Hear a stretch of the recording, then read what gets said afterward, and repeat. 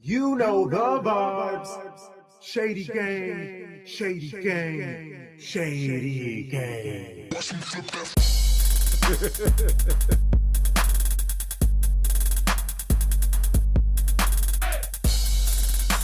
We don't even really deserve this.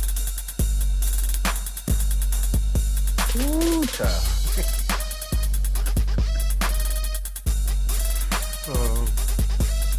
Try to laugh to keep from crying.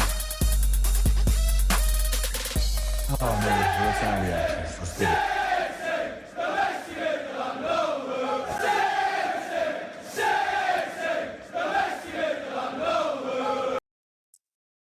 Hey, welcome to.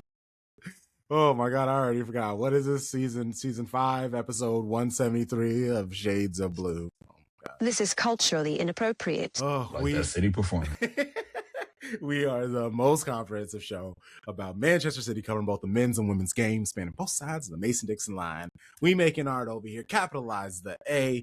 I am Crunk Chocolate. I'm here with the show, bro. Sharpie, Charlie. What's up, man? Hey, bro. Good to see you, man. Oh, Good to see you. That's what it's good to do. Yes. Good to see you. Haven't had that in a while. Yes. Shout out to everybody watching on YouTube. Like the video, hit that thumbs up, subscribe if this is your first time here. If you're doing an audio journey, Spotify, podcast, Good Pods, any of those podcasting apps, rate, review, leave some nice words, helps the podcast grow. Shout out to all you patronies who are listening to this, getting the early release. As soon as we get done recording, I just upload it straight to Patreon. Everybody else, you're getting this Thursday night. Also coming to Patreon is our, because our Baby Blue Baddies are back. Had a nice conversation with part of the Pride, Aston Villa women's podcast about, did a match preview for City women's match this week. Yeah, today we're going to talk about Newcastle winning. Newcastle, that was fun. That was cute. It's whatever. I honestly, you know me. I love a clip. I love hearing the things that Pep says, but all that stuff got ixnayed once we got smacked by Real Madrid. No, for none of the matches, none of them. They actually haven't even, let me double check, but they haven't released the post-match presser yet. I don't know if they just haven't done it or what. Like, it's not even on YouTube. I think it's Because it was so late, maybe? yeah, so it just dropped. Oh, okay. Got you. Because I went back and forth between being like, I don't want to listen to it. I don't even care what Pep said. And I was like, nah, I got to hear what the fuck this dude is talking about. And so I will be listening once this episode is over, and we'll see if I believe it. You know what he's going to say. We played good. We played good. I mean, hey, bro, we could do a live read through off of Twitter. You know, it's on City Extra right now. We can go through it if you want. No. We could just go through real time for the people. Like, Oh, man. what this man talking about? Oh, that's what you felt, Pep? Bad. Right. It's all good. It's all good. It's all good. So we have the FA Cup win. See, and that's good. That is some success as win. We'll talk about that. We'll talk about the next round, who we drew, of course. Some nonsense. Everybody else in the top people, they got some nice little light, some cute. The other two lower league teams, and not us, Liverpool. So we'll talk about that, and then this Champions League match. Is there any hope left? We'll find out. And then Baby Blue Baddies, as I said, are back. We'll look at that match, preview it, discuss it. Let's get into this FA Cup match. It was a 3-1 win over Eddie Howe. This was their 23rd matchup. Pep is the manager he has faced off the most, but only has 2 wins, 2 draws, and 19 losses to Pep Guardiola. So Champions League, Premier League, FA Cup, Carabao. There are many chances of success for the club. I mean, we'll see how we feel about Champions League. But hey, domestic trouble. We were talking about that before we went live. That's not too bad. he was talking about how, yes, it is important to the grand scheme of things. But he basically was like, hey, we got this far. We always get this far in the FA Cup. This is, I think, is what, the 8th consecutive season that City has gotten to the semifinal. So the aim is to always win, and that's exactly what he did. I had this whole conversation where Pep protected Philip Foden in this match, and I went back and I even like took a note of what happened in it, because the Elliot Anderson goal, basically. And Pep was like, yes, Foden was close to him, but there were like 4 other mistakes before the ball got to Foden. I'm just going to keep it short. That all is some bullshit. I went back like 2 minutes and watched it. Foden not only was the person who made the bad pass that turned the ball over, he also himself had 2 other chances to like close down on a ball, win the ball back, force them to recycle the ball, and he didn't. He just kind of like stood there, froze, or didn't bring the energy that Phil Foden used to do. Yes, there were players who probably should have stepped up, probably could have done more in that moment, but we've seen them kind of like kick ass and do work throughout the season, whereas Phil Foden, this was a chance for him to really establish himself again and to be like, this is why I need to be played, and he just didn't do it in that game against Newcastle. So it was just very frustrating to hear Pep do that to protect Phil Foden, but then put the blame on like 4 other people. Like that was the thing that frustrated me the most. You're like protecting Foden, who hasn't been for it. Like, just be like, hey, yeah, he messed up, or everybody messed up. It just all wasn't good team play but for him to say a specific number of other people that have messed up, it was frustrating to hear. I think when you say this is where I think of the phrase man management. And every coach on any level of sport, from middle school to the highest league in the world, different players can take criticism differently. And so I think Pep knows Phil, and it's not like, let's say, a Gundo. Well, he probably would put out Gundo if Gundo did something wrong. He'd say, hey, Gundo messed up, love him, whatever, but he's got to do better. Maybe, and I'm just saying, maybe he understands like that's not how Phil, not what Phil needs, right? He's already been in a tough G&A output production, situation. So to add to it with now a public dressing down from a defensive lapse or lack of effort, whatever mistake, maybe he's like, hey, let me just say a number of people around him. Let me try to, sweep it under the rug. Because again, a draw is not the worst thing in the world. Let's just kind of get through it. But I think and again, we saw reports of what happened with Phil and mental health, and that's real. And so maybe it's like, hey, let me just acknowledge it without making him the scapegoat, because who knows what it could do. Because we have a lot of games left to play. We got a lot of competitions to be in. We're gonna need the best of Phil Foden to win trophies. And so hopefully that's just Pep saying. We didn't see him today, did we? Well, maybe we need him to win trophies. I don't know. We don't know. Yes, I don't know. We'll get there. I don't know. But I don't know. I'm just saying maybe. I'm just throwing out there. It's a great point. It's a great point. It just, like, the biggest thing that took it. We have been so focused on protecting Phil Foden and his mentals. There are a lot of really good conversations that really haven't gotten the energy. Like O'Reilly's standout season, Husinov has pretty much proven that he will be a top player sooner than later. Nunes, top center back. Sorry, yeah, a top center back. Yes, center back. Yes, not right back. Nunes established himself as a top 3 right back in the league. In this match that we'll get to later, has established himself as like a must start. Bernardo Silva's captaincy really has been one of the best in a long time, just like in representing the club and everything. Shirky taking to the league better than many have anticipated. Semenyo, for the most part, is seamlessly transitioned into the squad. Like, even like Pep seeming to be re-energized through everything. I just think that there were a few more conversations that I don't know we should be talking about. Oh, then poor little Phil Foden. Oh, Phil Foden. Oh, Walter. But yeah, in this game, 10 changes in the starting 11. Trafford, Nunes, Stones, Kuzanov, Ake, O'Reilly, Gonzalez, Reinders, Savio, Doku, and Marmouche. Pep basically was like, yeah, I thought about the whole thing in Leverkusen and how that didn't go well. But to have the continued success where every 3 day, 4 days, 3 day, 4 days, 3 day, 4 days, we're going to have games. I'm going to have to be able to rotate. I'm going to have to be able to trust the entire squad. And I would say for the most part, they did that. They kicked some ass. Like, honestly, like it you know, Harvey Barnes,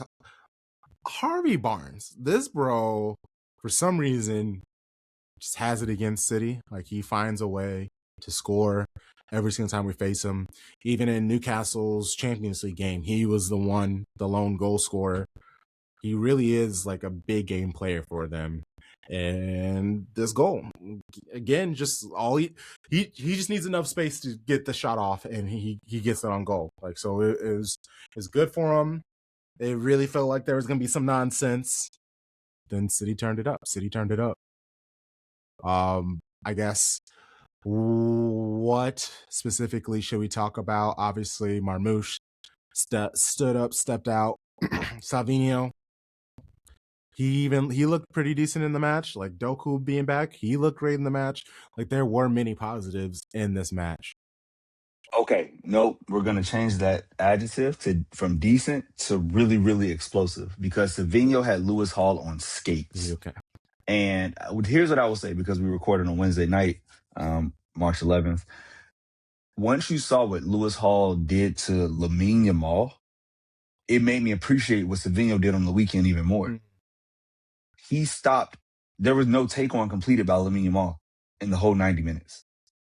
And that man is literally regarded as probably a top 5 player in the world, right? Whereas Savinho had this man running for his life, twisting, turning, reaching, grabbing. So to come back in your first start post-injury, had a couple sub appearances, right? But to come in and like go and keep going and going, and then to get, you know, the winger to winger goal, which was awesome. The Doku cross, and he just right place, right time.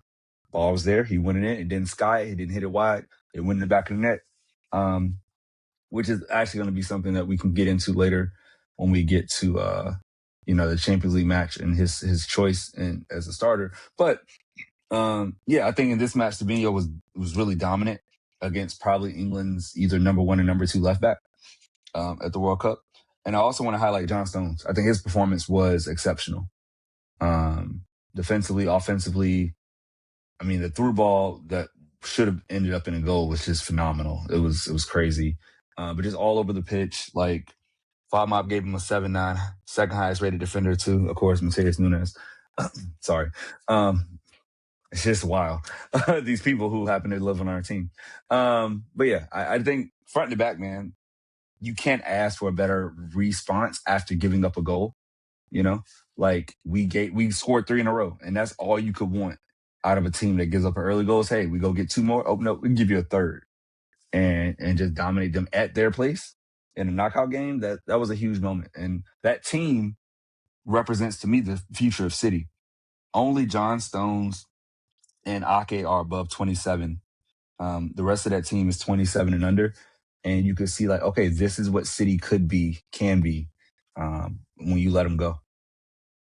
That's exactly what this match was like. He just let him go. Everybody was able to kind of run up and down the pitch. Obviously, Stones and Ake, they are who they are, and they really didn't go out of their way. I was a little worried at Ake at left back, but I shouldn't have been. It is Alenga. Like, Alenga has his moments, but it was all bad from him. Like, Voldemade, I thought maybe him playing as, you know, in the 10 but not 10 position would be good for him, because he doesn't have to be the head of the attack and trying to make sure that he's trying to beat the center backs because he doesn't necessarily have the pace or really the strength. Like, for as tall of a dude he is, he doesn't have the strength that you would think a guy who's like 6'5", 6'6" would have. And I know he's like lanky, but I feel like that's just like It's a like football. Peter Crouch, right? Like Peter Crouch would go over the top of you, but from the clips I watched, he wasn't like, getting in it, especially in this very hyper physical PL now. Fair. But I think Eddie Howe's mistake was not accounting for the running that position has to do. Yeah. And we kind of see it on the women's side, on the Man City women, Baby Blue Baddies. Miedema can do enough of the running to keep up, but we also dominate possession. So you're not as exposed. When you're giving up 60+% possession in City, yeah, this guy looks like a fish out of water or a whale out of water, He's a giraffe in the ocean. A giraffe in the ocean. Wow. That was...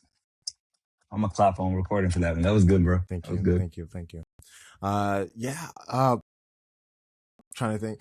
Marmoush's goals. That final one that he scored, surrounded by players, and was like, you know what?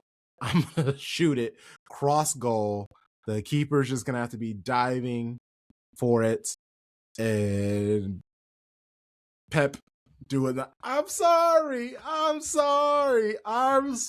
Like, that was a really nice moment to Marmoush getting the goals after him not being able to get the playing time, inconsistent playing time, because he's gotten some playing time, especially with Savio and Doku injured. But with Savio and Doku back, Haaland obviously is going to always be the main guy for him to get this chance to start and show that he should be getting more playing time. It was really good to see that second goal was crazy. His rocket, man, like when he lets off that right foot, we saw the banger last year, right? Goal of the season, way outside the box. But like anything around the 18, he's got a chance of hitting it if he can get on his right. He's a true striker in that sense. It's almost like when you watch like Harry Kane footage, when Kane strikes the ball, it goes. Like it moves very quickly. Sure. It doesn't take a long wind up. It's a very quick thing. Because that thing about Haaland being so tall is that because he's 6'5", it takes a while to get that build up. But Marmoush is a solid 6 foot, 6'1". Like that, it comes off so fast. And poor Aaron Ramsey had no chance. None at all. Such a nice match. That was good that we had some joy. And yeah, being able to rest Gehi, Aït-Nouri, Diaz, Bernardo, Rodri, like Semenyo, Phil, and Sheki came on as subs. Like that was, in theory, really good. Really good. Wait, you mean to tell me? Wait, he rested Aït-Nouri? Yes. So one would think when he was rested, he was set for a reason. You would think. Okay, just put it out there. I'm trying. Okay, you know what? I'm gonna let you go. You run the show. I'm just here. I'm sorry. My bad. No, I'm sorry. I always want your thoughts. And there's no need to stay on this match anymore because of the Champions League. We won. Woohoo! Yeah, Liverpool. We'll be back. The Champions League really has kind of like, okay, so let's just go to that. Initial thoughts when so let's actually talk about it. So there are 4 games that the draw happened. West Ham will face Leeds. Southampton welcome Arsenal. Chelsea take on Port Vale. And then Man City drew Liverpool. Liverpool are struggling. But they've been struggling all season. How do you feel about this draw?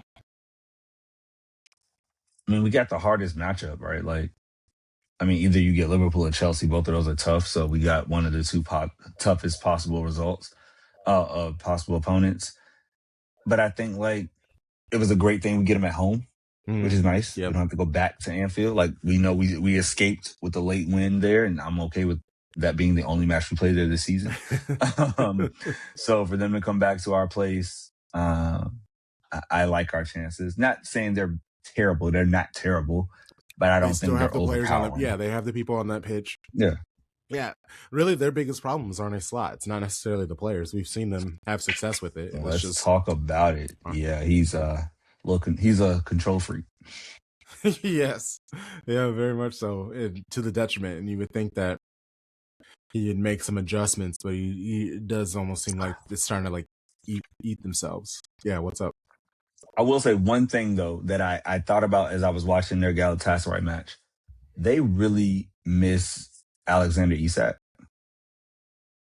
like what he was supposed to be in the squad. Because imagine if you had like a double threat of him and Ekatike on the pitch at all times. You're now like driving defenses crazy, right? Like either somebody's always fresh. Yeah. And I feel like that's a huge loss. I want to be objective about that. Like imagine if we never had Marmoush, right? And Holland had to play every single minute. We saw that for a while this season, right? Like when Marmoush was hurt in that AFCON, like it was a lot. He got leggy. I feel like Ekatike is kind of doing the same thing because he hasn't had any rest. So that hurts. Also, and again, I just try to be fair about it, right? Like if you sign somebody, you expect them to play. That's a huge money move, biggest money move in history.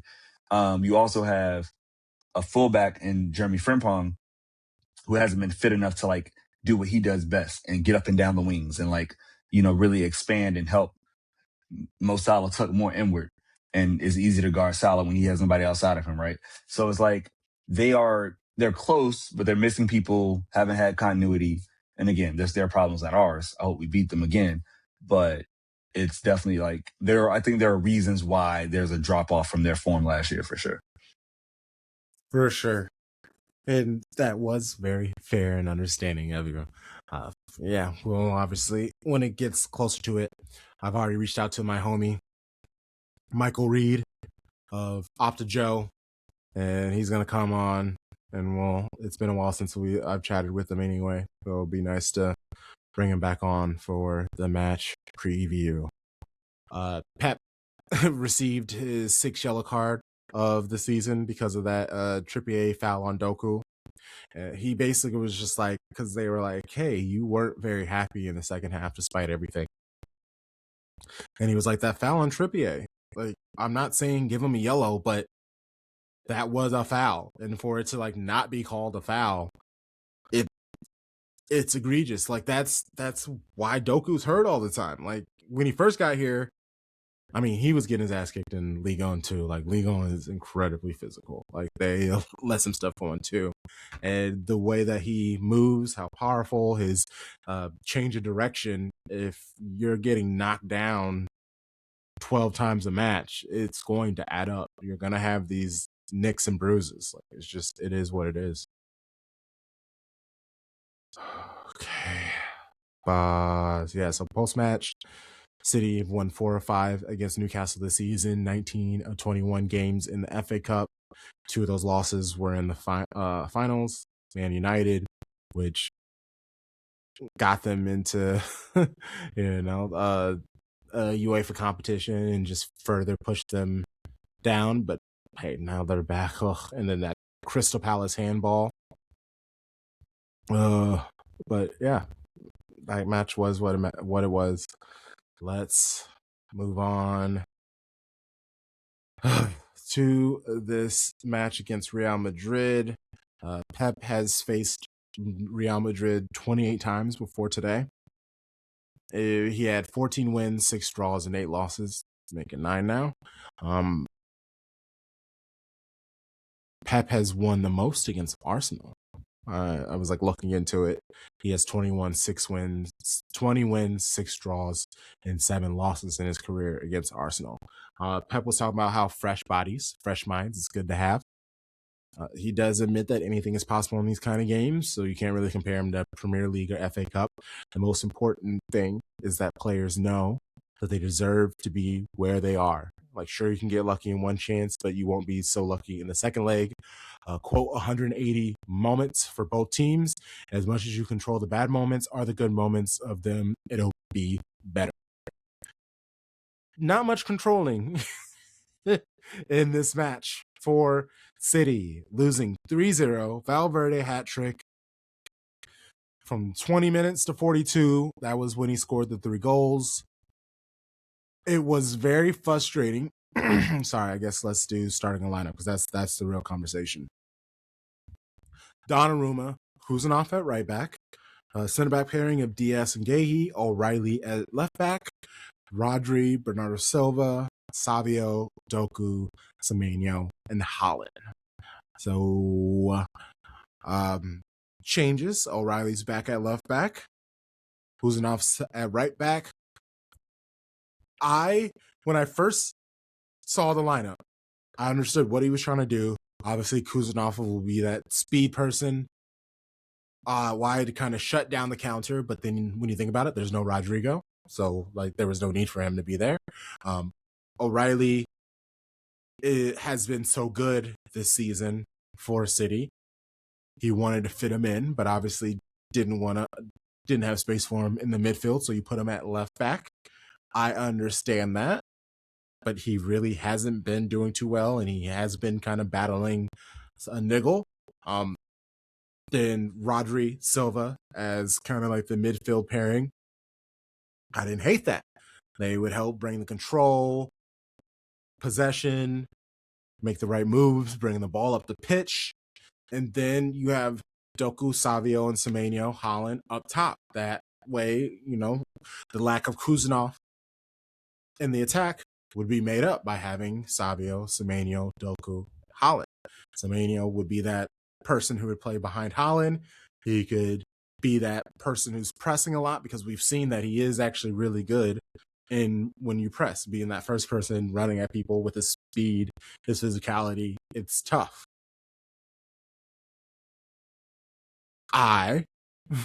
My bad, y'all. I made a video where I was like, we're good. I'm calm. We're going to handle this. Like Real Madrid, they got people out. Carreras, Alaba, Militao, Ceballos, Bellingham, Mbappe, Rodrigo, they're all gone. City going to handle business. My bad, y'all. Sharpie, when you saw the starting 11, how were you feeling? What were your thoughts? To the group chat from my homies from LA, quote me, "Oh, we're going for it." Because we are, right? Like you see 5 attackers on the pitch, only 2 true midfielders, and obviously, O'Reilly at left back. Okay, we're going for it. And then a friend, Kate, was like, Shirky masterclass off the bench. I love it. Bring them on, tired legs. Let's do the thing, right? And then, Trent is starting. Doku, have a field day. Here's the thing that we underestimated. There is a huge gap in the amount of time Nico O'Reilly has played left back. When he played left back before, when we went to the Bernabeu earlier this year in the league phase, the group phase, whatever, league phase, he had been only playing left back. Everything was crisp. Everything was like on it. All his reads, all his transitions, everything was on. He hasn't played left back in a while. He's been a midfielder. He's been an 8. On the other side, Kuzanov, super fast. So fast. Great slide tackle. Square button's amazing. Offers you nothing going forward. Absolutely nothing. Negative. Automatically shrinks the pitch when he gets up there because nobody's scared of him going past him or whipping it across. It doesn't happen. So what you're banking on is, like you said, you're banking on those 6 attackers, those 5 attackers, plus one of Roger and Bernardo, probably Bernardo, right, to get up and make things happen. And it just and again, hindsight is 2020, right? But that's our job. You drop Mateus Nunes. He's done nothing wrong. Literally has not put a foot wrong, hasn't gotten a stupid yellow, no bozo jeans shit that people talked about. Nothing has happened, and you drop him. Oh, Ryan Atnori on the other side. All he's done has been expansive, been creative, won duels, most take-ons completed in a match, like locked down people as a defender, had a great run, healthy run, got in the runner form the last couple months. Pushed Nico O'Reilly to his natural position because he's been doing so well. And then you drop it. You drop him. And so earlier when we were talking about Newcastle, like, hey, people are resting. The idea is like you rotate to put them back in. He didn't put them back in. And Again, I loved it when it came out, but once you saw how the match was going, it was like, oh, you know who would be nice right here in this position, overlapping? The guy who can whip in crosses like the best right backs in the world. Oh, you know what would be nice on the other side to help Doku get more protection or more support? Ryan Nori. He probably would have read that ball from Courtois a little better because he's been playing, the left back for years. Ryan Nori. Yeah, especially. And again, hindsight is 2020, but I think we have to say those drop things were not ideal. Yeah. And the other part I'll say is this.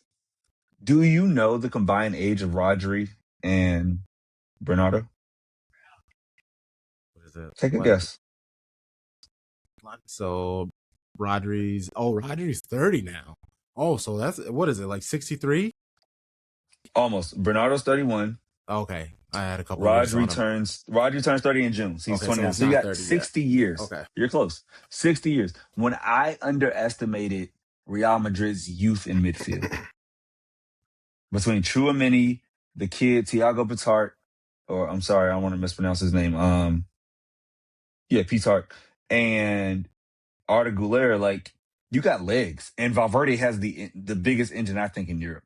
That man does not get tired. He is like, I don't get tired at all. He runs for 90 minutes. Uruguay captain, Real Madrid captain, he has that heart. They just outran the old people. And Valverde is only 27, and he's the old guy in the midfield. Tchouaméni, he's 24 now, I believe. Yeah, he's 26 now, right in his prime. Güler is 21. Pitark's 18. They just had legs, bro. Brahim Diaz, 26 in his prime. We know Vinny's fast as fuck, 25. Like, we played the old guys. Nico G's right there. Nico O'Reilly's right there. Philip Walter Foden's right there. But he went with the trusted vets. And so it's one of those things where, like, in the moment when it drops, it feels great. But as you see a match progress, you go, oh, man, we did not get this right. And I say we because we are a club. We are supporters. It happens. Pep isn't perfect, even though he's the GOAT. The GOAT got it wrong. So GOAT got it wrong. What? I mean, I want to talk about, like, the replacement of, like, Ayanori and Nunes and what that meant tactically. But we had two really good chances from Doku at the beginning where all they needed to do was just have somebody there to kick it in the goal. Neither Holland or Savio were there. Arsemenio, yeah, any of these players, nobody was there. Doku was absolutely cooking for most of the match. And then, understandably so, he fizzled out at the end of the match, but you couldn't take him out because he was the only one creating chances. So if we knock both of them in, obviously the game is completely different. But even if we get one, Real Madrid aren't able to play as free. Because we were dominating up until that long ball to Valverde and a fantastic first touch that absolutely took O'Reilly out. And then Donnarumma just silly steak, like a big old porterhouse, like 40-ounce silly steak, just scrambled, and he ran out of the box. Well, he was still in the box, but when he made the slide, he moved his hand out of the way.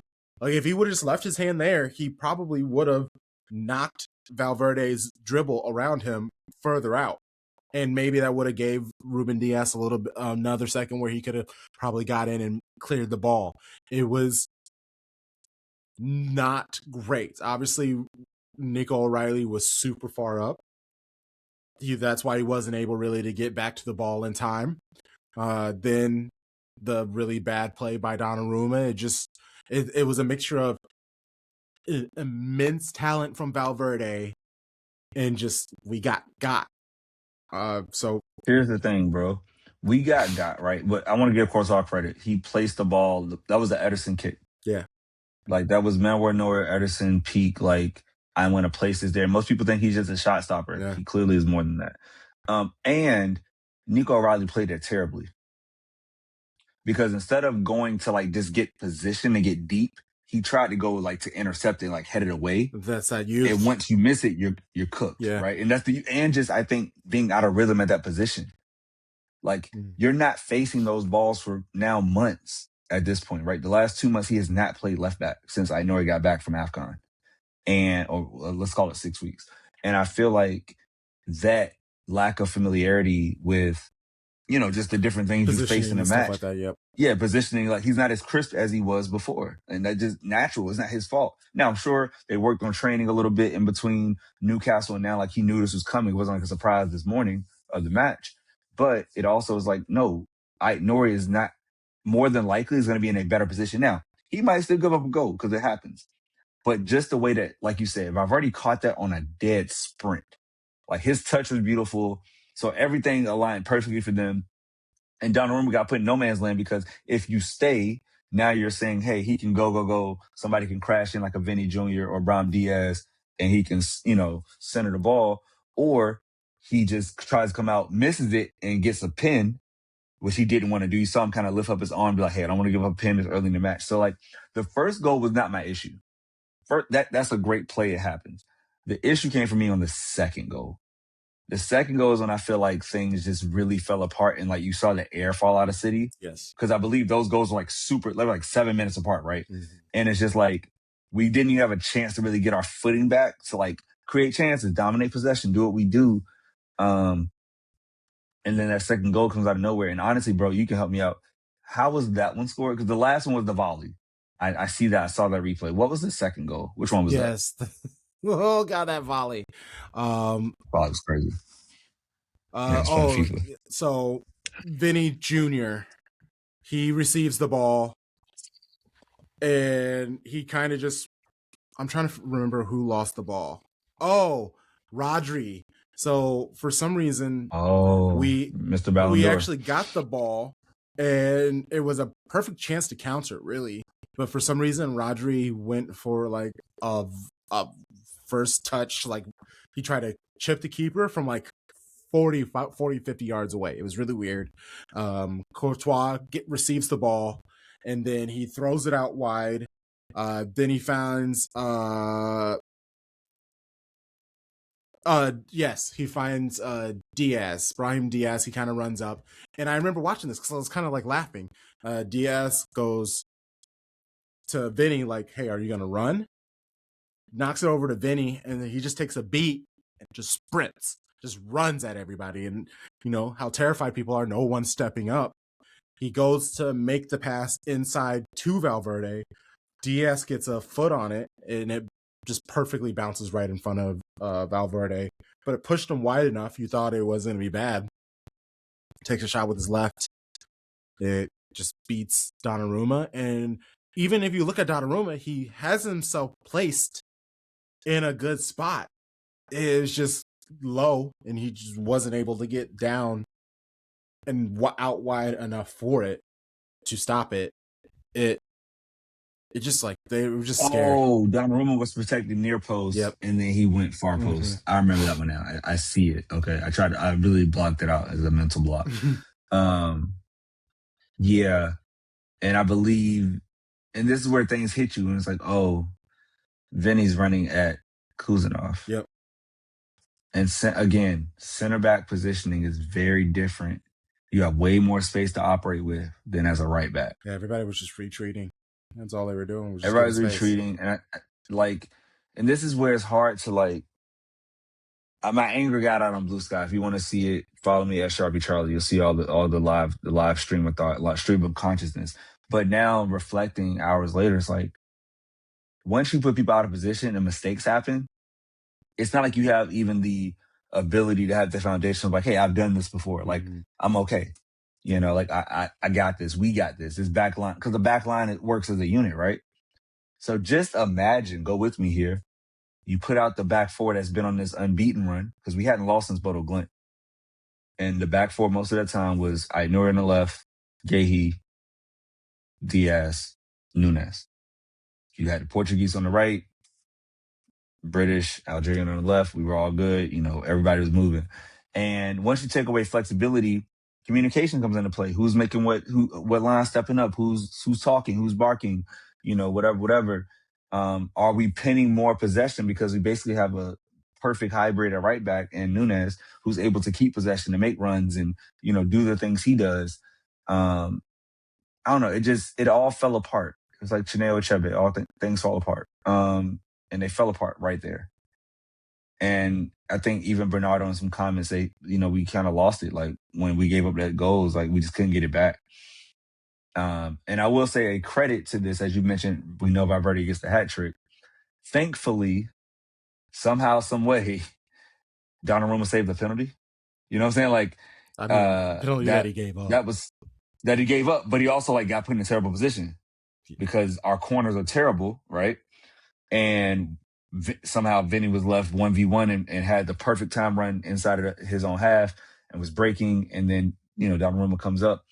But we didn't concede a fourth. And my question to you is this, man, because we could just get right into it, hopefully, if you're okay with this. Why didn't Nico G play? Hold on. Why was Rodri unprotected? I'm sorry, my bad. No, because I'm just like looking at it again. I forgot about this. Before the third goal, because it ended up going out, I think. Did you remember Vinny was going down the pitch? He literally dropped Kuzanov. Like, I don't know if he like tripped him or whatever, but Kuzanov just like fell so hard. It was embarrassing. It was a perfect example of what you're saying. When you put somebody at a position they already are uncomfortable, we do know that when things go bad for Kuzanov, it gets even worse. And I remember when that happened, I was like, oh yeah, no, we're fucked. We're fucked. Sorry, I didn't mean to cut you off. I just saw that and I was like, oh my God, I had to bring up that awful moment. Yeah, where were you going? No, I was going like just in like thinking about because this is where I had the biggest issue in the world. Oh, yeah, when you take off a player at halftime, you almost make it seem like it was his fault that something happened. Yeah. And for me, out of all the people we've named and the game plan that was executed in the first half, Savinho didn't have any crazy blunders. He wasn't super wasteful. He didn't like sky a ball to the, top of the stadium at the Bernabeu. Like he wasn't responsible for tracking back and miss his assignment. He just was a winger or a forward who wasn't effective, just like Erling Haaland, just like Antoine Semenyo. They weren't where they were supposed to be. They didn't get goals. There was no assist. Now, we'll say Haaland didn't get fed some through balls that Doku could have had in the first few minutes, which would have been helpful. That was a terrible missed chance. Just hit triangle, my boy. Give him a chance. But for Savinho to come off first, I just felt like, damn, like you're basically making the kid the scapegoat. When in reality, if you want to make a change, if you really want to be aggressive and you want to make a statement, you take out Bernardo for Ait-Nouri. So now you put legs in the midfield with O'Reilly and you put Ait-Nouri back at left back. And now we kind of solidify. Or you be bold and say, hey, double switch, Kuzanov come off. Or like you did before, because you've done it already, Diaz come off, move Kuzanov in, bring on Nunes, take off Bernardo, bring in Ait-Nouri. And at least you made a double switch. You still have 3 people remaining, all 3 windows. And you can kind of say, hey, let's just start fresh. Let's do what we do. Let's make the back four, and let's keep it pushing. Let's add legs in midfield to support Rodri, to go against these young boys running around him. Somebody that can stay stride for stride with Valverde in the midfield, duel for duel. But I just feel like Pep, he will not take off Bernardo or take off Rodri because Bernardo came off later. He will not take off Rodri. Like if he plays him, it's like a thing in his contract where he can't come off before 85 minutes. I don't know. Seriously, I'm joking. Like, why didn't Rodri come off? Why was he the one that was like, you know what? Out of all the people on the pitch, you stay. You did nothing wrong. Nico G, masterclass in Newcastle. Masterclass at the Bernabeu when we won. Had a great game. Great match. But Rodri is untouchable now. Like, because I think Rodri looked old. I think he looked a step slow. I think he looked like those passes, those diagonals weren't as precise. Some of them were too long. Some of them were a little bit in when they should have been out. He forced it. He was a little slow when it was time to like make moves. He wasn't adapting to the speed of the game, trying to slow it down too much when you got people like Haaland, Semenyo in front of you who are ready to run, play the progressive balls. Like, and again, he is one of the greatest midfielders of our generation. He's a Ballon d'Or winner. He is incredible. Bernardo, club captain, City legend, 9 years. Love him. Great way to be a captain. Great leader. So much heart, so much grit, so much determination, though. And he's still only 5'8". You got Reinders, Nico G, Nico O, Shirky, who's 5'10". You got Phil Foden, who's fresh. You got so many options. And the first change you made was Savinho. Yeah, I'm with when you. we weren't losing on the wing, we lost the match in the midfield. Yeah. We got overrun and we couldn't get the ball back because we didn't have the legs to press. And pushing Semenyo out wide when the whole idea is have someone out wide who can really attack and have success in 1v1s, that's not Semenyo's game at all. Like, at all. What's up, Tarek? Perfect time. We're talking about, well, specifically we're talking about taking some Savinho off at half. That seemed pretty rude. Not rude, but it seemed to like target and blame Savinho when really there were other players. Like Gahey very much showed his Crystal Palace heritage in that match. Like he was stressed. You could tell that the moment was a little big for him, and I understand this was his debut. I had multiple people like, it's his Champions League debut. Bro, bad is bad. Like, yeah, that helps me understand it. But like, if you didn't do well, you didn't do well.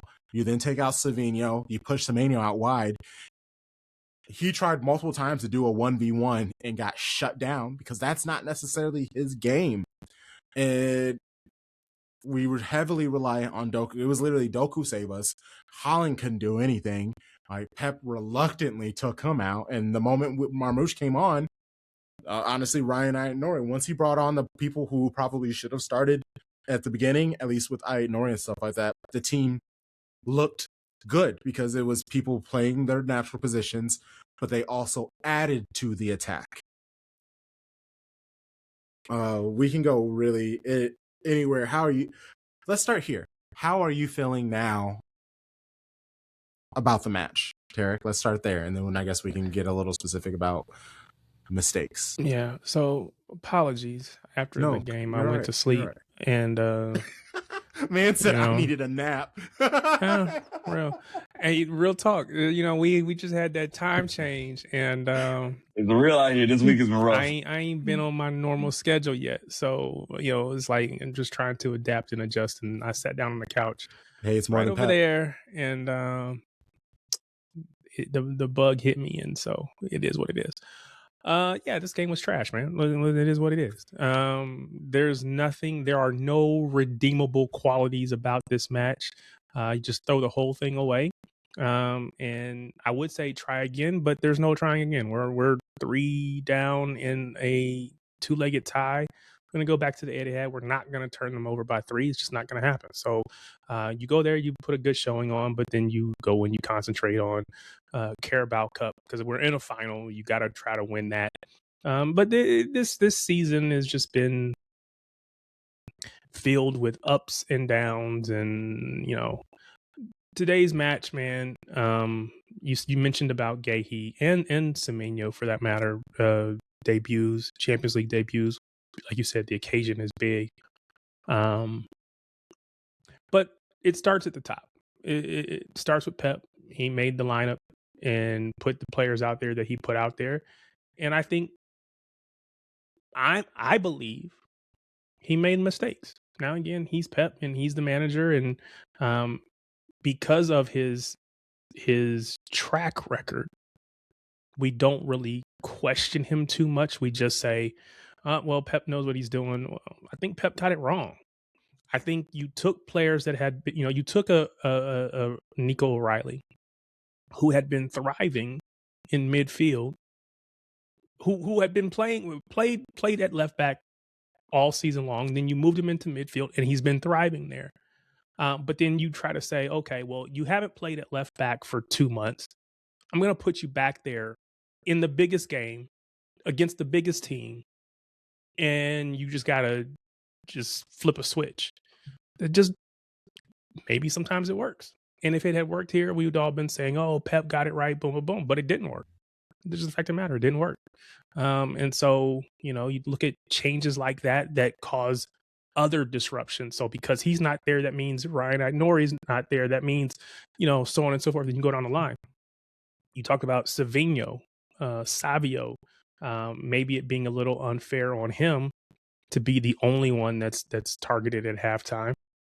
I mean, quite honestly, I didn't think he should be playing. He came back. He had a good match, but that's about it. And, you know, Pep, oh, he had one good match. Let's put him in and do. No, he had a good match with a different lineup, with different players around him. Let that just be what it is. So I think at the end of the day, the players did what the players do. I think there's plenty of blame to go around if we're looking for blame. But at the end of the day, I think it starts with Pep. Yeah. Losing off at right back. I think that, again, both of those players, both of our fullbacks not being there. Nori Nunes, that would have helped Doku, because there were so many times Doku, he had 2-3 defenders on him every single time, and he goes to recycle the ball back, but because he has 3 people, it's all cut off. Nico O'Reilly's in midfield, like basically as high as he is, as Doku is on the pitch, so he has no choice but to knock it all the way back to Gehi, which then puts pressure on Gehi because there's nobody else really for him to whip it to. It just instantly put us in a bad, like a defensive, about just being a prey almost. Yeah, what's up, Sharpie? I think what happened is this. We saw this going back to the Club World Cup and throughout the season, that Doku's super effective on the inside channel, right? Mm-hmm. When he has a true two-way go, when you can't double him, he can go wherever he wants. And it's usually supported by Aït-Nouri, right? There's a world where if the tactics were different and the instructions were different, as Tarek said, Pep got it wrong, he could have told Nico O'Reilly, you go touch the paint. You touch the chalk, your boots on the chalk, you're outside. You get the width, and now Doku, you play as basically an 8, right? Like you, or a 10, whatever, like you move in. And so now, how do you double Doku when O'Reilly's right here on his natural left foot? When you got Holland, Semenyo back post, right? Like, I think between selection, let's say you put in Shirky for Savinho, cool, whatever. And also just in tactical, like, positioning, Pep got it wrong. Like, it happens. We watched our first Champions League final ever. The man didn't start Rodri. We all watched that with our own eyes. I was on spring break on Memorial Day weekend in a cabin in Pennsylvania. I'll never forget it. I'm downstairs, big basement, big TV, super excited. Wait, Rodri's not playing? What you mean? What you mean Rodri's not playing?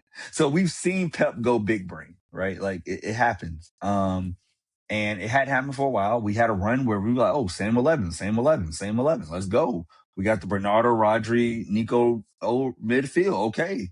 We know our back 7. We're good. And then he switched it all up. And he outthought the situation. Now, to Tarek's point, what I will disagree with, as he'll come back and hopefully he hears me now, is that I do think there's a world where we can get 2 goals back and make this a match. Like I believe going back home next week on Tuesday, we can go up 2-0 and have the fear of God in Real Madrid, where they go, oh my God, we got to protect this 1-goal lead and not go to extra time at the Etihad. You know, I'm not too old enough to forget when we dominated them in probably the greatest match ever in the Champions League semifinal 4-0, right? They know the Etihad is different now. Kevin De Bruyne is not walking through that door, but you got a lot of talent in that team. At home, it's a way different beast. You know, the roof isn't closed. The Bernabeu was different. We won there before. It's hard to win twice at the Bernabeu. Most teams only play once. So I think we have a chance. Now, do we need an early goal? Of course. We need a goal in the first 15, 30 minutes to just put some fear in Real Madrid. But I won't say it's over. I will say it's over if it's like 60 minutes and we haven't scored on Tuesday. Then I'm like, okay, we're done. But if we get 1 in the first half, football is a crazy game. It's a very crazy game. So I'm not saying this tie is done. 85, 90% likely Real Madrid wins, of course. But I'm saying there's a chance. That's fair. And until we just go and maybe concede the first and go down 4, okay, it's over. We don't score in the first 60 minutes, you know what? Okay, it's over. But I'm gonna hold out 10% of hope that we can make it interesting. Because they're not infallible. We had chances. A runner gets on one of those Doku balls, this whole match is different, right? Like, we were creating, and then we just fell apart on the road. That won't happen at home because they won't have the fans there. Down. Our fans can be pensive and nervous and whatever, but at least, like, that Come On City might be a little louder. It might hit a little harder. So I'm going to hold out a little bit of hope. That's why we're blue today, man, because we got hope. It ain't over. It's our first loss since January 20th, man. Like, can't win them all. Can't draw them all, you know? Okay. I mean, we'll go to the game against West Ham, but might as well just look ahead to the second leg on Tuesday. I'm happy that it's on Tuesday. I don't want to have to wait till Wednesday. Like, let us just know where we stand so I can just enjoy the games on Wednesday and let it be. What happens. Do we want to just see Pep go back and play the fullbacks? Let's bring Nunes back. Let's bring Nori back. Let's have Shirky play. I honestly think Semenyo needs to sit. Like, Mans has been playing a lot of football. We've been asking him to track a lot. He went from being like the main guy at Bournemouth to now coming to City and having to, Pep has just been running him ragged. At least Gahey, he wasn't able to play like the occasional game and stuff like that. Semenyo got there early enough where he was able to play all of these games. So it will be. Who else is going to put the ball in the back of the net? Because it's not Holland. Well, putting that ball in the back of the net. Some people are saying that Semenyo is getting in Holland spaces. I asked the question is because, again, when Semenyo's been playing, it feels like only one of them is scoring, one or the other. Today, neither one did. Mm-hmm. And, you could say both of them were on the, came up short on those crosses that Doku put across the middle. Typically, it's been one or the other, and it's been Semenyo. It's not been Holland. I don't remember the last time Holland scored that wasn't a penalty. So I believe I saw stat he's only got like 2 and 15. Yeah. Something like that. So I don't know what the issue is, but he's not been firing. So again, you gotta make changes. So I'm not saying you can't take Semenyo out. I'm just saying somebody got to get a goal for us somewhere. Maybe it's Marmouche. Here's my question. Is it worth the full rotation? Like, does Holland need a goal or does Holland need rest? Because we saw what happened against Newcastle with that lineup, that 11. It worked. It was beautiful. Now, I'm not saying you start Ake. Maybe you put Nori back in, right? Because clearly he's rested. But do you say, hey, Holland, get your mind right, please, and, like, come back fresh? Or does he need to see the ball go in the back of the net against West Ham? On the road, match winner, maybe he gets a brace to, like, get his going, because, like, he's off and he got frustrated today, and I get it. They were not playing him through balls. He was running at those two center backs, Rudiger and Heisen, and they would not play him in. Doku started it by missing him in the first 5 minutes, and then nobody else played him in. Mm-hmm. You know and why? It's like, you go ahead. And this is my theory. Yeah. If you want those balls to flow, you got to take Rodri and probably Bernardo out. They play the old way. They play keep possession at all costs. It is the most important thing is the ball. I would rather play a 90% ball sideways or backwards than I would a 65 to 70% ball through that might get us a goal, because it's going to break the lines and play Holland through or play whoever through. When KDB was here, he would play that ball, which is why his pass percentage was like 75% when everybody else is 90. And so what happened when we played Newcastle? They weren't in there. And so those balls are coming because we have more players that have a mentality who haven't been, and this is going to sound negative, but who haven't been indoctrinated by the Pep style that is, keep possession at all costs. So when it comes time to free that ball, and they see that they'll make that pass. Cherky is KDB. He's going to play that 70, 75% ball. But you know who's not? Rodri. You know who's not? Bernardo. You know who's also not? Phil Foden, because they know how they play this. They play the quote unquote old way, and we're trying to make this transition, and you can't make this transition with these old players. So if you want to see that ball flow, take them out of the lineup. Put Nico G back in there. Let Nico O'Reilly put legs in midfield. Put Cherky up at the top and let that midfield run. I guarantee you see that ball flow through. Hey. Semenyo, who we brought in from Bournemouth, has never played that style that we're playing right now. We're trying to play we're trying to play this new style, but we're still got a foot stuck in the old style. We don't know who we want to be. Nah, get them men's out of there if you want to play this new style, or go completely all the way back and just be the old team. But you can't do both. Sorry. It's Wednesday night. I feel like I'm at Bible study. No, it's good. I needed that word. Terry. You speaking my language. I had some stuff. I was going to take us to church, but I decided not to. Hey, we there. No, we there. We are in this. I'm in there. My Bible app is open. I have highlighted the verses. I have made a note. Tarek's sermon. Out with the old and with the new. March 11, 2026. All right. Because you're not lying, bro. Like, I think here's a fun exercise, Crunk, if I may. Please. We haven't done this in a while, maybe like a season or two.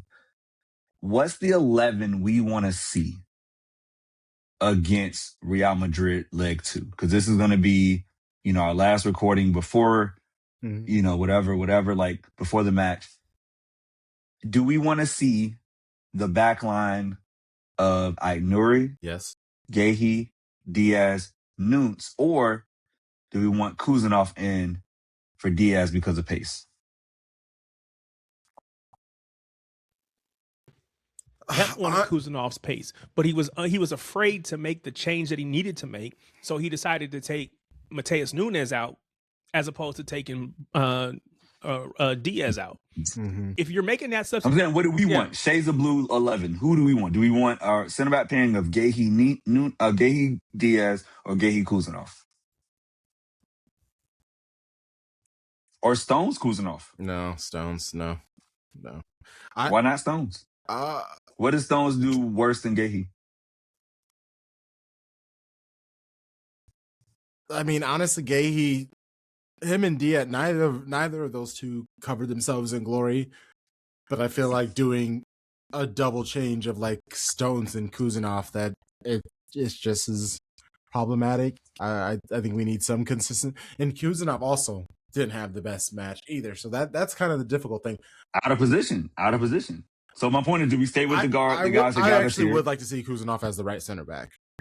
And then whoever you want as the left center back. It can let's pick. We got to make a choice. Let's be Pep. Let's be Pep, and Colo. Are we putting, beside Kuzanov at right center back, are we putting John Stones or Guéhi? For me, I'm running out Guéhi and Kuzanov. That combination played well together. And then, of course, fullbacks of Nunes and Aït-Nouri. Yes. I'm running that back out there. Now let's get to the real hard stuff. We got a midfield. Let's call it midfield 3. Let's call it a double pivot. Let's just go 4-2-3-1.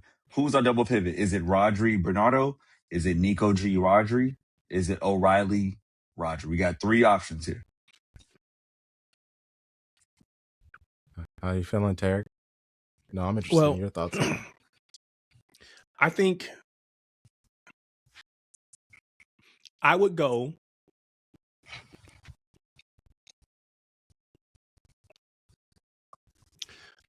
so for me, I've got Nico G in there.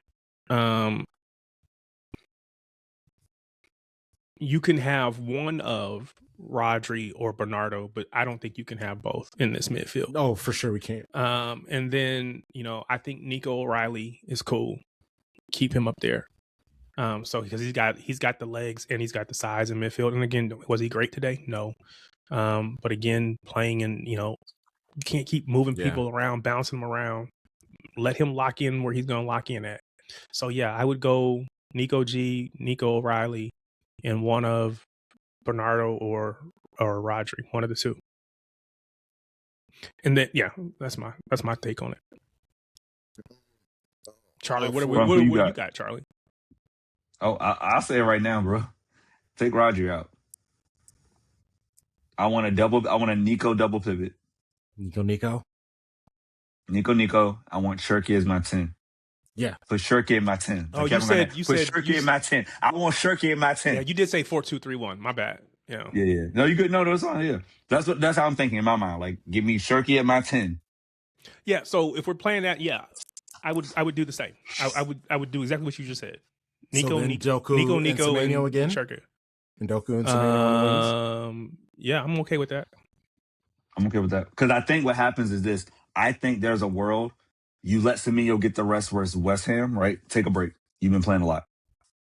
And then you come back ready for Real Madrid. And you've seen them before. You're back at home. Give you on your right side where you can go crazy, both feet, right? Shooting left, crossing right, whatever you want to do. Doku, you're Doku. You got Aït-Nour beside you. And then we put big man Holland up top. And worst come to worst. Boom, we got Phil Foden ready. We got Rodri ready. Think about this. We got Roger Bernardo ready to come off the bench. We got Phil Foden ready to come off the bench for Shirky. So like for like. We can make like for like subs at every position. You got Marmoush. If you want him on the left for Doku, you want more size, you can put him up top. If you need to go double striker with Holland or take Holland off again. I just think like what we just put together is the most expansive lineup when we need goals. We don't need control. You can win 1-0 on control and get knocked out. Yeah. We got to go for it. But you got to be able to have stability in size and legs that if you get caught out, you got Kuzan out there at pace. You got Nunez at pace. You got pace everywhere. Nobody's slow. But when you put Bernardo and Bernardo out there, you're slow.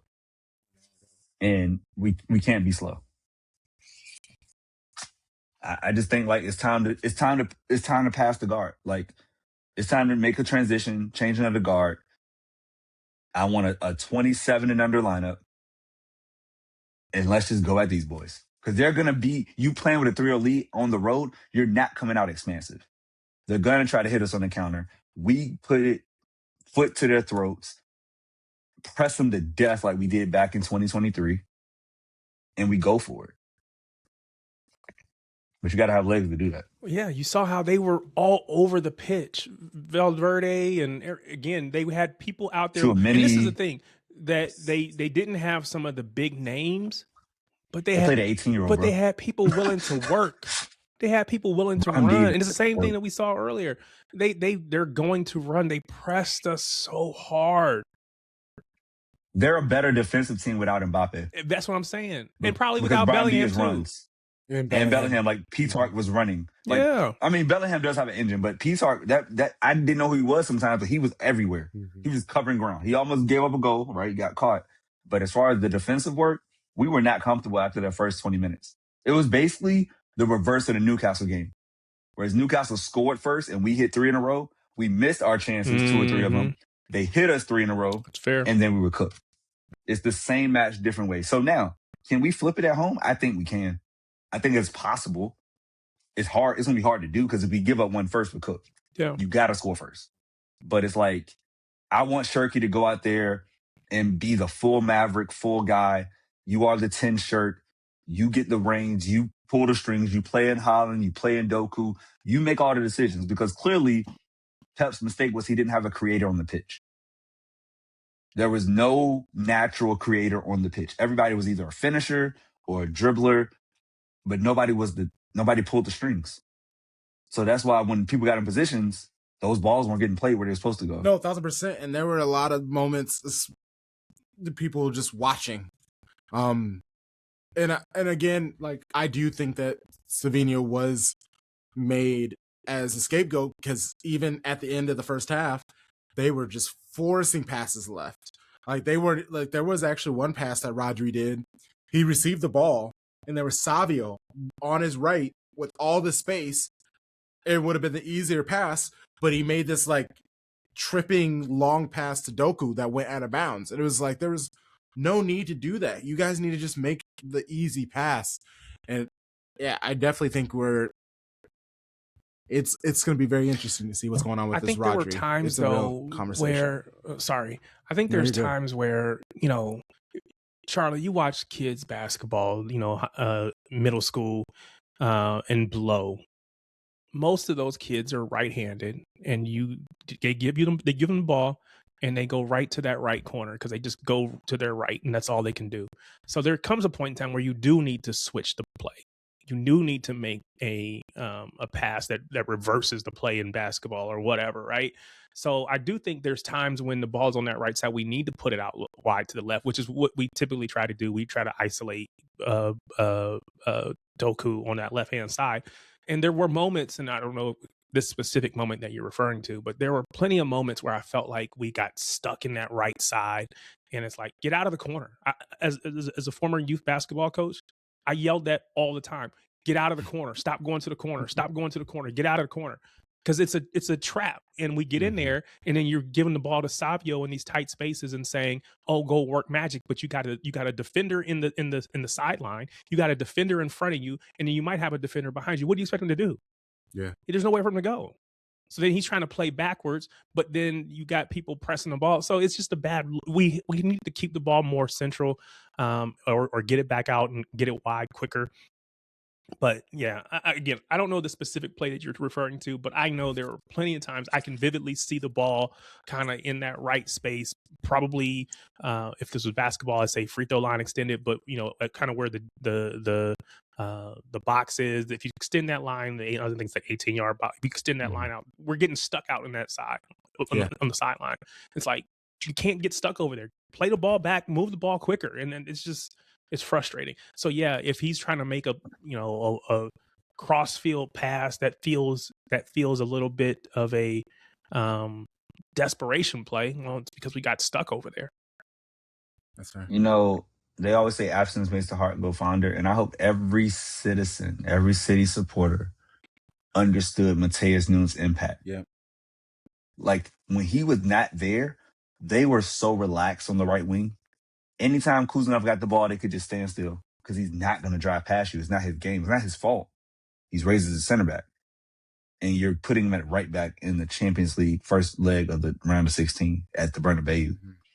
First is the guy who played there all year and played there earlier this season and had a great game. Like Pep. You put him out there, now the pitch is wide. Yeah. And now you got to defend both ways. But like Mendy, he was able to lock up Savinho because he didn't have to worry about an overlap at all. He had no concern on the right wing other than Savinho. It's like 1v1, I'm good.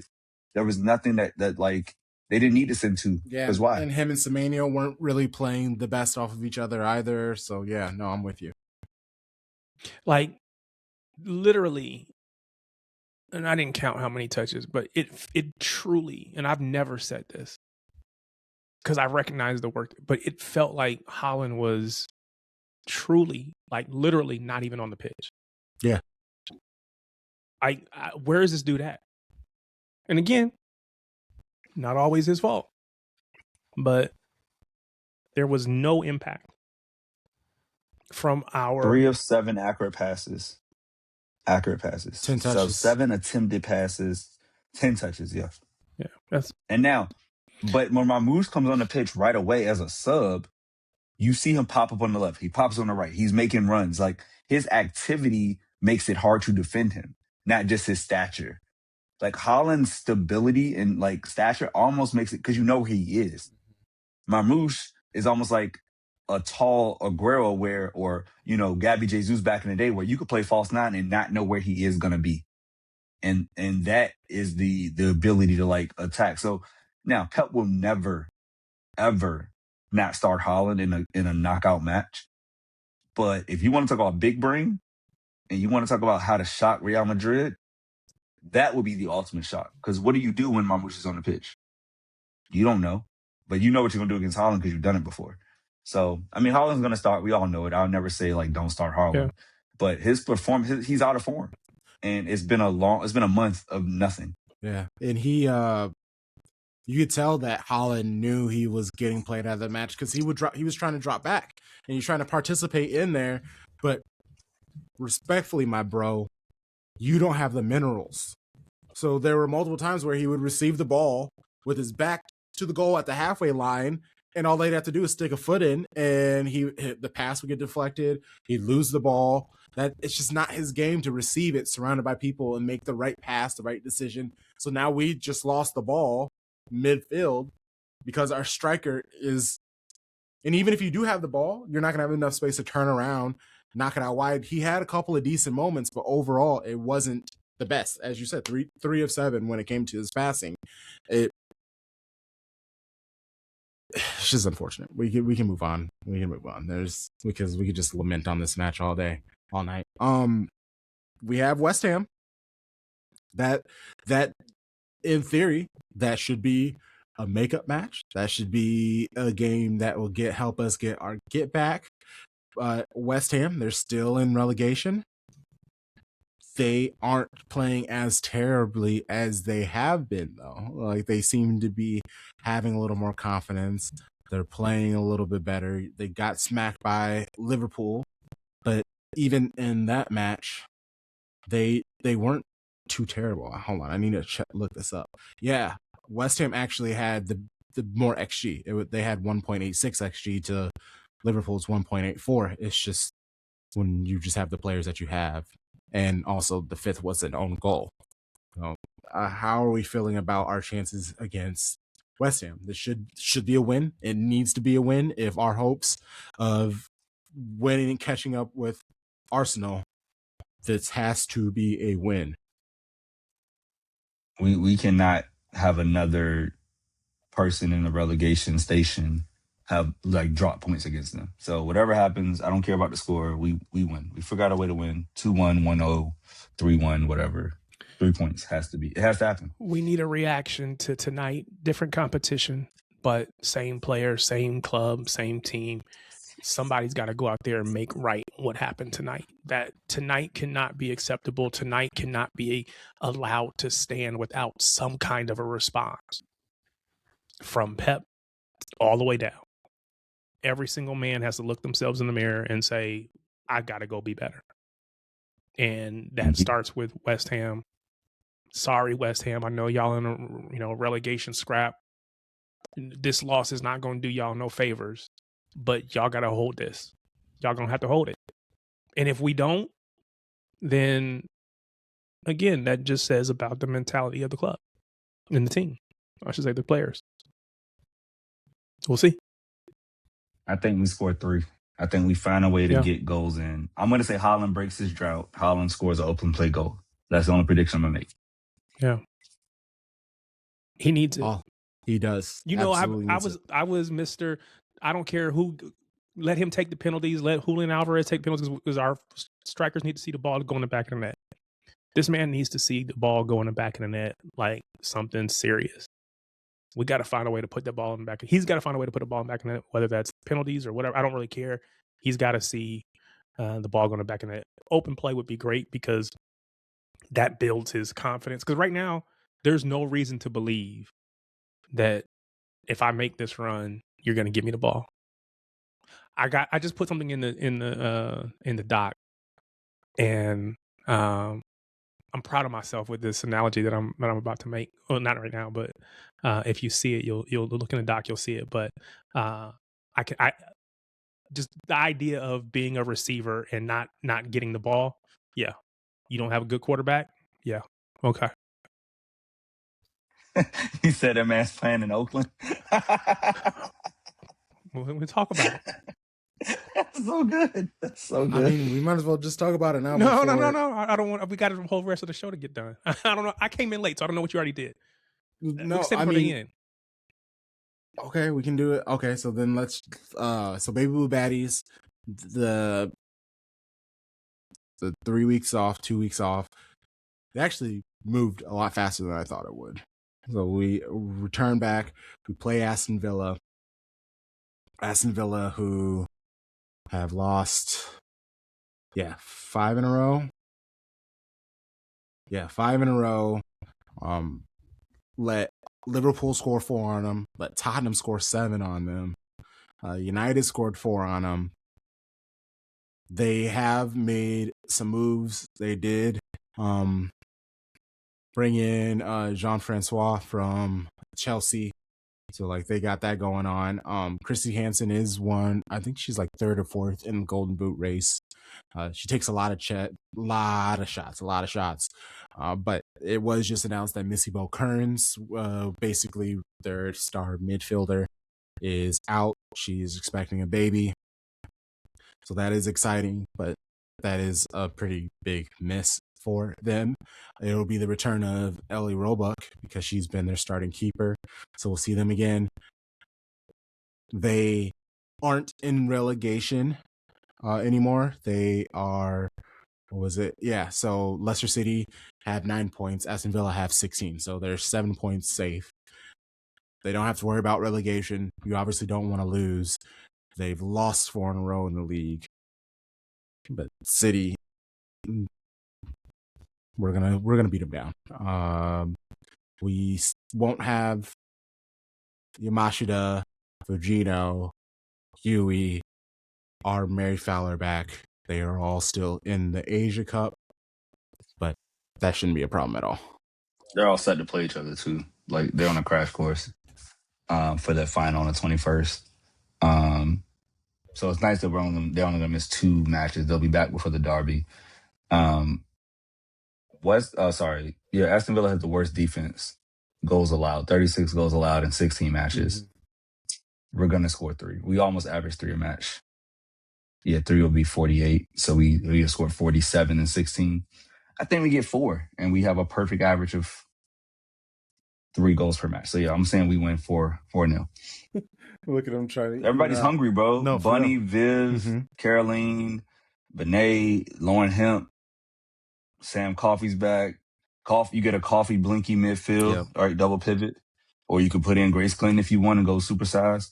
Like Keating gets a chance to show her thing after playing for the U23, England U23. So that'll be super exciting. Yeah, this is a great chance to.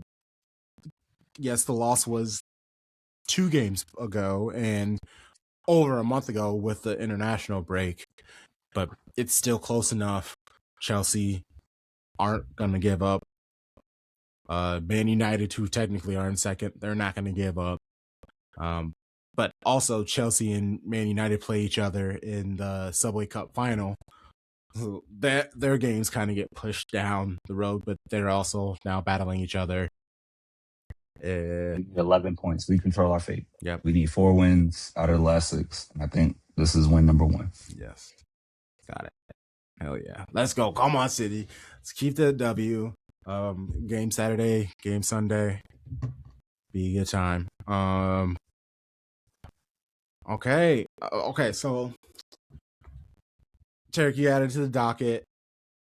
This conversation. This is a topic. I feel like this is like something.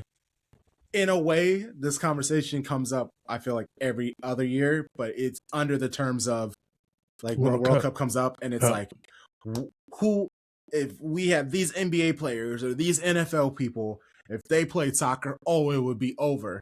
Rick Ross was a guest on Ocho Cinco's pod, and they were talking about once the hoods in America get involved in soccer, it will revolutionize things and the conversation. You think, I just assume that some people are being exposed to soccer in real time or to football in real time, whereas we've been watching it forever, right? So we know that if you go to Brazil and you go to the favelas, you're going to see, we've never been there. At least I don't think any of us have been there. No, I haven't. But we already know what we're going to see. We're going to see the most technical people in the world in the hood, in the little futsal basically fields in between the buildings in the projects. Basically, that's what you're going to find. So when he says this, I don't know if, because he's like, when I went there and I saw it, and he was just like captivated by what he saw in people playing this game. I don't know if maybe he just assumed people were playing basketball everywhere he went, playing whatever else everywhere they went. But this is what they're doing. So it's not a surprise to me. It felt like it was a little bit of a surprise to Rick Ross. And so then, of course, you're talking about football in context of the World Cup coming.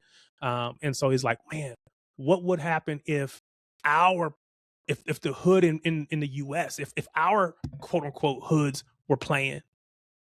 Because you look around and we all know that in the US, at least, football, soccer especially at the young ages, is a white middle class sport because it costs too much. My kid was able to play because I was able to afford it. Even the people that were on scholarship, you know, they got a little bit of money, but it's not like you're not going overseas to Europe and you're on an academy and it's fully paid and they're just hoping to be able to either turn you into a first team player or sell you on and make their money back that way, right? It's based on, you got to give me fees. It's quote unquote pay to play. We all know that that's the issue with the US, right? As far as when it comes to getting more of our country involved, whether that be the hood or anywhere else, right? But it did make me, because every time you hear it, you're like, what would that look like? Because again, when we think about it, we're thinking about the LeBron Jameses of the world who's 6'9". LeBron James is 6'9", although he's super pacey. I just don't know. He's fast. I just don't know how you see that dude on the ball. Now, again, this is all making the assumption that everybody that is, let's say that quote unquote world-class training was available, right? So world-class athletes today who had world-class training in their sport, if they were to try to make a transition over to a different sport, they would need that same world-class training, right? So there's got to exist something like an AAU or, 7v7 for football or whatever it is, right? There's got to be something there because you can't just say because you're athletic, you can just make this transition. It's we all know it's more than that. So I thought about LeBron James, 6'9". We think about Dan Byrne. Dan Byrne is 6'7". If LeBron James had the same training that Dan Byrne had, what would he look like as a football player? Because I think he's way more athletic. Peter Crouch is a 6'7" attacker, but he's like, I don't know, $195. Dude is skinny. He's tiny, right? Peter so Crouch again, you start having this conversation. That's great. Huh? This is the second time Peter Crouch has gotten a shout. Well, there you go. So again, this conversation is all hypothetical, but it did make me, I was like, well, what would that look like? So again, you think about somebody that is 6'4", that's a big dude in football, i.e. Erling Haaland.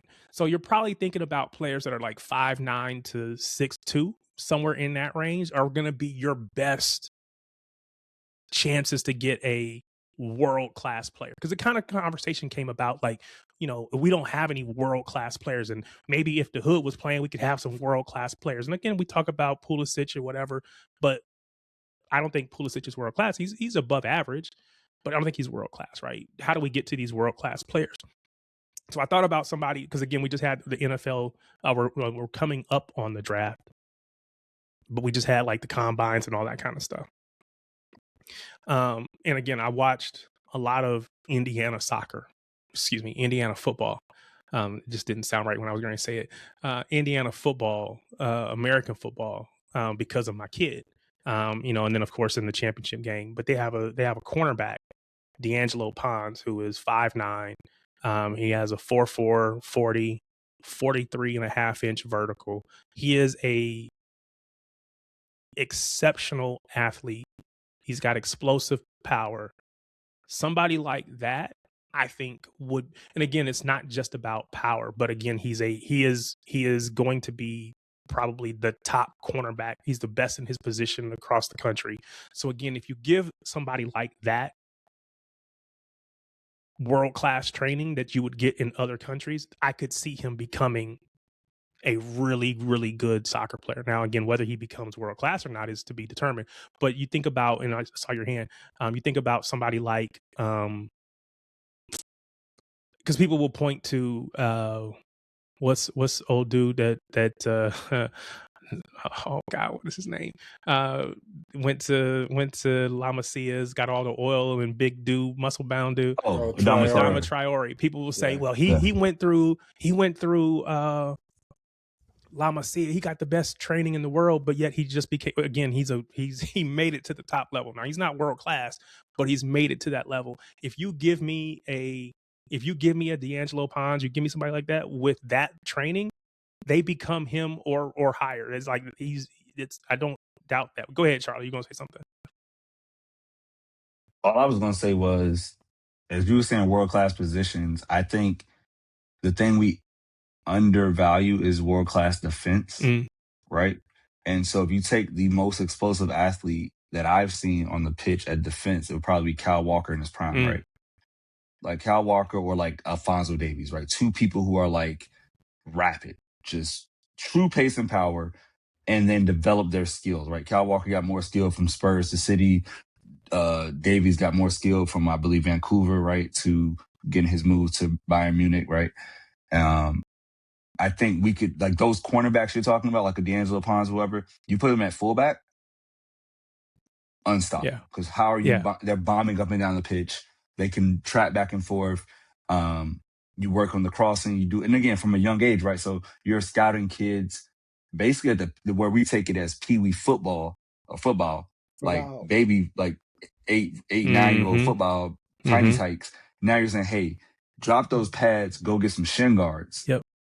And let me teach you how to whip it in with your right foot. Because we already know these dudes like D'Angelo Pons. He can track the ball in the air because he's a cornerback. He's seeing the ball, he's tracking it, and then he's intercepting, getting in between it. So your point, being a fullback, that's like a perfect skill set, a perfect adoption of his current skills that you could see how it would project into something like that.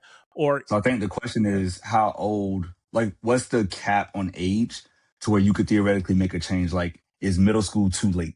Is high school too late? Like, I think middle school, you got to catch them in middle 7, school. 8, or 9, and that actually is perfect. Like, you're just going. It's perfect. Yeah, but I'm saying, like, what's the latest you can catch them? Like, hey, probably middle school. Find this. So 8th grade. Middle school, right? Like, middle before school they finish would be, growing. because you'd have to start you'd have to start getting that training. Yeah, like 3-4 days that a week. transition, because the foot skills is going to matter. You have to be able to, because again, playing the ball with your hands is one thing, playing it with your feet is completely different, and that's the thing that makes a difference, and that's why people struggle, right? Because again, they're not used to playing with their feet like that. But if you got that training and you started at that, I think middle school will probably be the last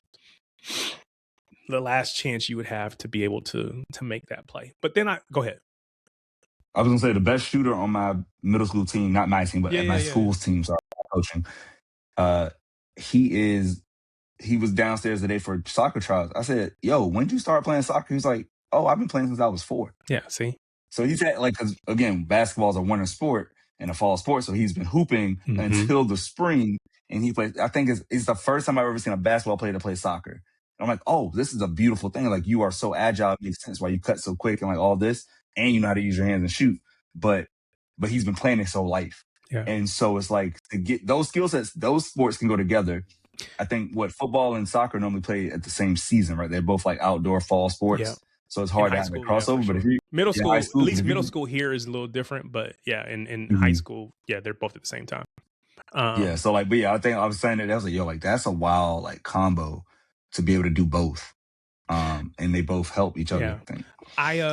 You guys know, I know DeMarcus Beasley people. And so I know that I wasn't around, but when they were young, him and his brother, they both played basketball too. To the point his older brother was on the basketball team at his high school, before DeMarcus went down to Florida and all that other stuff, whatever. So the idea of a 2-sport athlete makes sense. And so this is where I wanted to, this is kind of the other comparisons. I brought up D'Angelo Pons, but I wanted to bring up somebody like Randy Moss. Randy Moss is 6'4", 210. Erling Haaland is 6'4", like 210, 215. They are the exact same size. Randy Moss runs a 4.25 40. He is pacey. He's super athletic. He played 2 sports. He was Mr. Basketball and Mr. Football in West Virginia in 94 and 95. This dude is when it comes to, he's athletic, but he could also play multiple sports. This guy to me, when you say the body size and everything is like prototypical, it is Erling Haaland, right? There is no world in which you make me believe that with the same training that he can't be what Erling Haaland is. Yeah. Because Then you Erling think about Haaland's DNA, not though. even Where does super DNA come technical. in? Erling Haaland But where does DNA come in, though? DNA matters, but DNA from, I mean, again, I don't think, this is me. The DNA is the height. The DNA is the pace. The DNA is the explosive athleticism, right? Randy Moss has all that in spades. Yeah. What's He just not hasn't kicked the football. DNA is the soccer brain, the IQ, the technical ability. What do I do with the ball when I get it? All those things. Those are all the things that Randy Moss would have to gain over time. But he would as a kid if he were to be playing this sport from the beginning. And I think he is just as, if not more athletic, probably more athletic than what Erling Haaland is. And maybe not, because we just see it in a different way. But we've seen Erling Haaland win the foot race against a defender. I know Randy Moss is beating that dude. Randy Moss in the air, because again, he was well known for we made a whole term for it. You got Moss.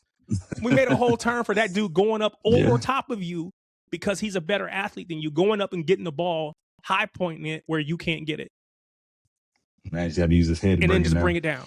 So now is again, he's got that same advantage athletically, but now to your point, now he's using his head as opposed to his hands.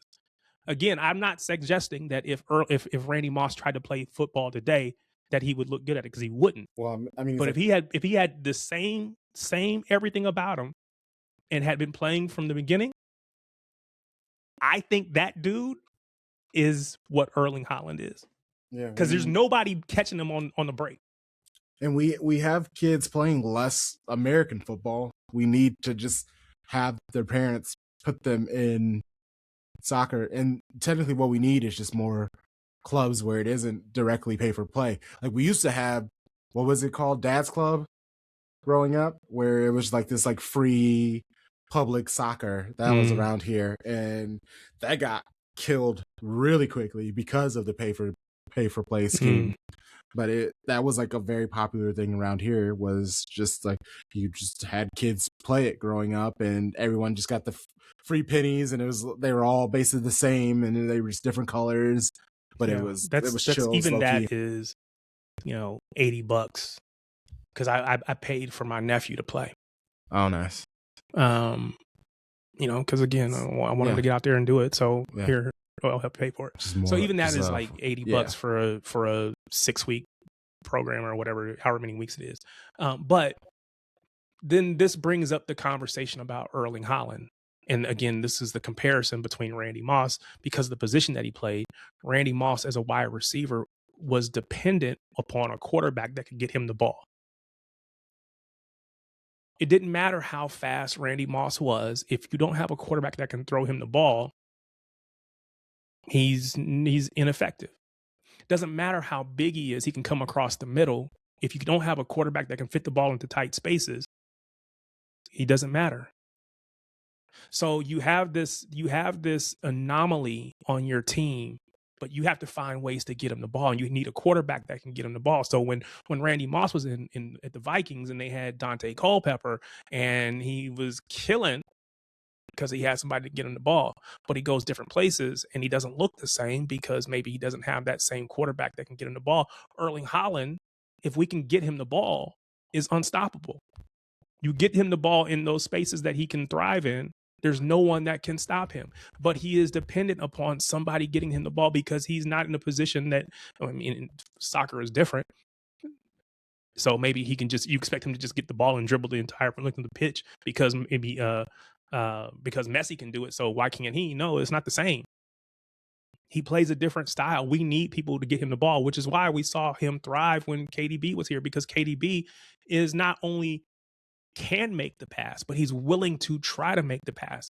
So if you as a wide receiver, and this was your point earlier, if you as a wide receiver are running this out route and you've got to run it 10 straight plays and the ball never comes to you and the quarterback doesn't even look your way, you're at some point in that 10, you're going to stop running as hard because the ball's not coming. As a matter of fact, he's not even looking my way. He's not even willing to try to throw the ball my way. Yes, it might be D'Angelo Pons on Randy Moss, and D'Angelo Pons is the best corner coming out of the college. He's going to be in the draft, the best one coming out of college, but he is still 5'9", and Randy Moss is still 6'4". For as athletic as D'Angelo Pons is, Randy Moss is just as athletic, if not more. So throw the ball his way and let him just go be Randy Moss. Play the ball to Erling Haaland and let him be Erling Haaland. Stop trying to force feed the ball or, oh, that's too risky of a pass. No, put somebody on the pitch that can make that play, a.k.a. Ryan Cherky, who's willing to throw the ball deep because he knows I got the world's best receiver out there and nobody can stop him. He was a two-time, he was a two-sport athlete, won Mr. Basketball and football in his state. What are we doing? Throw the ball to that dude. You got Erling Haaland out here who is the world's best number 9. We won't play the ball to him because we're too scared to give the ball away. Play the ball or get off the pitch. Which one do you want? Agreed. Play the ball or get off the pitch. That's what. If I'm a basketball coach, look, you see that pass? Make the play or come sit down. Stop trying to dribble. Stop doing. No, you see the play. Make the ball. Pass the ball. The ball moves faster than you dribbling it. Stop with all the extra touches. Pass the ball. So yeah, it's a little frustrating to see the world's best number 9, the highest paid player on the team. We doing all this stuff, but we won't give him the ball. What kind of sense does that make? I don't know, man. Yeah. I'm sure it's too. He needs Cherky, it's too just simple. like he had KDB. Yeah, it's too simple for whatever. I just don't understand it. Whatever, I don't know. But at the end of the day, play the ball to the world's best. You gotta. You just call out barbecue chicken. It is a mismatch. I'm going to eat this dude for food. Just give me the ball. Stop. Just give me the ball. What are we doing? We're soccer, football, whatever you want to term you want to use, can be a complicated game. There's a lot of stuff, a lot of intricate details of the way that we play. But at the end of the day, stop overcomplicating it. You see that big dude over there? He's probably the biggest dude on the pitch most times. Give him the ball. Get out of his way. It's not hard. What are we doing? Sorry. I was going to say this last night and my show got derailed and sidetracked. It got sidetracked and I never got to this. And something happened and it brought it back up for me today. Talk Back Tuesdays to Wednesdays, baby. It brought it back up for me. And I was like, I gotta get, plus I figured you guys would appreciate the Randy Moss comparison more than they would anyway. So, that's 1,000%. Yeah. 1,000%. Oh man. Hey, again, I check your shows, another 800 views live stream, killing it. But also, that's neither here nor there. But 3-hour long stream is crazy, my boy. I don't know how you I cut it off last night at like 2:30, 2:45, something like that. I was like, we're done. I'm going to bed. But so again, do I think that just because, again, we need training. So again, not just having the athletes, we would need the training. And that's where the U.S. is going to fall down as far as trying to get world-class players. Hey, Man City, they are opening a youth academy in Charlotte. So those are the things that we're going to need. So, but again, I don't know. And again, I'm not going to, what is the cost? What does it cost to participate? It's just the Charlotte football thing. It's just teaming up with Man City. Obviously, I don't know the price of it, the cost of it. But usually there's, I don't expect you to know it. Sorry. Yeah. But no, there's usually a cost. Yeah. Well, yeah. And until those players are identified and then brought into MLS academies and potentially being able to pay for free at that point, but that's usually like high school age. You're going to run players out of here before that. Now, the good thing about today versus when my kid was getting ready to get into soccer, the question that I was asked by family was, is she playing soccer? Because we know basketball. We're comfortable there. I hoop with these dudes, right? So it's like, why is she not playing basketball? Because that's not her thing. I put her in it. She didn't want to play it. She seems to love this. And the mindset has to change. And so as we get more and more exposure to it, then I think it will help. But it is definitely a mindset. It's a culture change. It's not going to happen overnight. So do I expect us to, our best athletes becoming our best football players? No. I think our best football or soccer players are going to be the ones that have the exposure, have that quote unquote culture in their home or in their community, and get those opportunities. Until those opportunities are given to everyone, until we find a way to do that, we're always going to have that conversation about what would happen if this, that, or the other. So I'm with you. All right. Well, anything else? I always got something, but I'm ready to call it quits. All right. Tarek, let people know where they can find you and the things that you do. Yeah, you mentioned it a few minutes ago. I do on YouTube. You can just search for my name, Tarek Peterson, all one word, TARIKPETERSON. It's the same as all my rest of my social media stuff. But if you go there, you'll find my YouTube page, and it's where I do live streams on Tuesday nights. So we call it Talk Back Tuesday. It's an opportunity for people like me who are on streams, feels like every day, talking at people, to shut up for a moment and listen to other people and hear what other people have to say. For other people who listen to me all week in different, these different venues, to then be able to tell me what they think, what they feel, even why I'm wrong and why they're right. So just an opportunity to hear from people. It's like basically a live call-in show, but you just do it on YouTube through StreamYard. So are you going on we play Real Madrid second leg? It's Talk Back Tuesday happening next week? Yep. So right. this raw, week, real raw. This week, I because of the time change, I went at I kept it at 6:30 my time, which then meant it was 10:30 their time. So it was, I don't even know what time, because the game starts at 4 now as opposed to 3. So it's not getting done till closer to 6. So I might move it, or I might just go with the 11:30 their time, which would be 7:30 my time, which gives me an extra hour to eat and stuff. But I'm still going to do it for sure. Yeah, I'm not going to not do it. Like you said, it's going to be a lot of potentially raw emotions. Maybe it's really super excited because we turned it over, or it's just further the march to the end of the season. So we'll see what it is. So, but yeah, that's where you can find me. Charlie. Well, before I start, I just want to say, La Remontada. It's time for the comeback, y'all. City's going to do it next week. We're going to make it happen. I'm going to brush up on my Spanish next time. Yeah, that's from Barcelona. Shout out to them when they came back on PSG in 2017. It can happen. Find me at Sharpie Charlie on socials, and here on the Lit Stream Thursday nights, watch alongs with Crunk Saturday and Sunday. We back both days, both clubs, same city, same passion. Our women are far more closer to a title, so I'm all in. Let's get it. But yeah, that's where you can find me. Back some joy, baby blue baddies. At Shades of Blue and W, at Shades of Blue and W.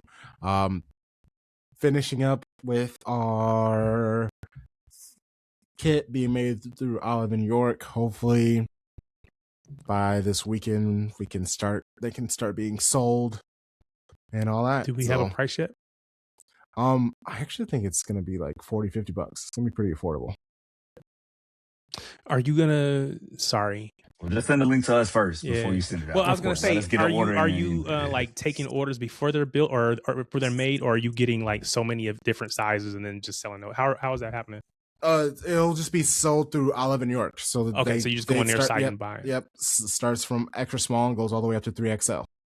Okay, so it's not like there's only 10 mediums and 15 larges. No, you go out and get whatever you want. No, okay. Nope. Yeah, I will be buying some extra for our Kansas trip. Because at the watch along, I think we're going to try to do some like raffles and do some giveaways and stuff like that. So if people do miss out on that opportunity, it'll be a good chance to get some out there anyway. Interesting. Yeah. I get it. All right. Until next time, you know the vibes. Shady gang, shady gang, shady gang.